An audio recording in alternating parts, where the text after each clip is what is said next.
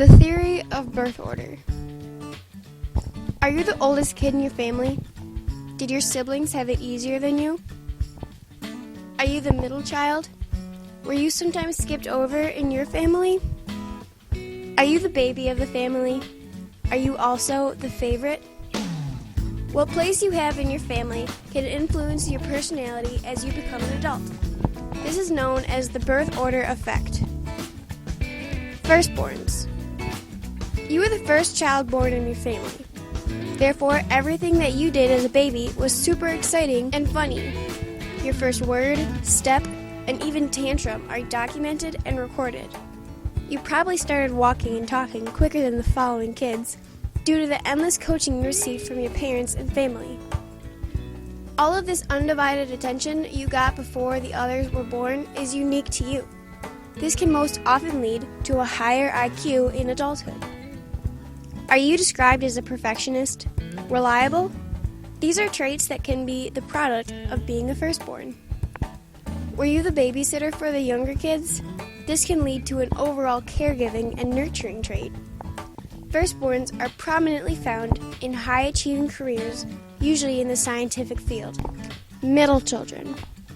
Many middle children often feel ignored because the firstborns got all the attention as a baby, and the lastborns get all the doting on and slack. This can often lead to middle children making stronger connections to people outside their own family. They make a lot of friends and are social butterflies. Middle children are the least understood by psychiatrists. Their common characteristics are the most varied and contradictory. If you are the middle child, can you be described as outgoing, compromising, passive? Are you the exact opposite of your older sibling or siblings? Lastborns. Children who are born last in their family are often spoiled. Surprised? Not likely. They are the baby for their entire life. Their love to be in the limelight and making people laugh, even at their own expense, is rewarding. There are two sides to a lastborn child. First, they can be charming, charismatic, and affectionate. This is because many of the achievements that were celebrated with the first child are overlooked for them. They have to strive to prove themselves.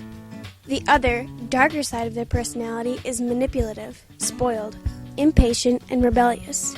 This is because from as early as they begin to think full thoughts, they realize that they are the smallest, weakest, and youngest. So they look for recognition and attention. Only children. There are two types of only children, the special jewel and the planned child. If the parents were planning to have more than one child, but were unable to, this child is known as a special jewel. The parents then put all of their energy and attention toward this child. They have extremely high expectations put on them. They are overprotected, which leads to their common feeling of being overly important. If the parents intentionally only had one child, then often this child is treated as a little adult.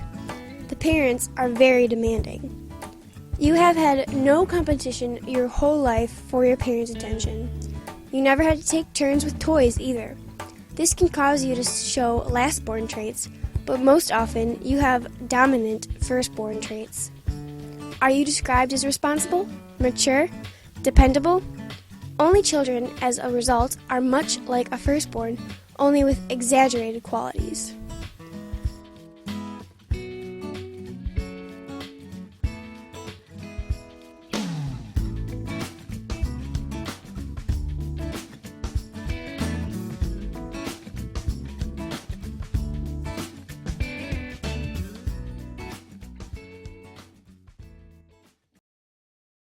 Created using Powtoon.